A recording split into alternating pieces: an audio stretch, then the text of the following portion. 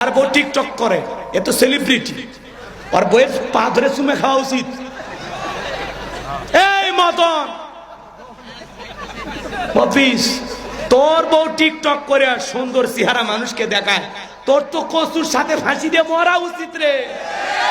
তোর রুচি এত খারাপ, তোর বউ সারা দুনিয়ার মানুষ দেখায়। এ বউ হলো পার্সোনাল জিনিস, পাবলিসিটি করার জিনিস না। বউ ঘরে ঢাকে রাখার জিনিস, আলগা করে দেখার জিনিস না। অসভ্য কোথাকার। ভালো হয়ে যা, ভালো হয়ে যা।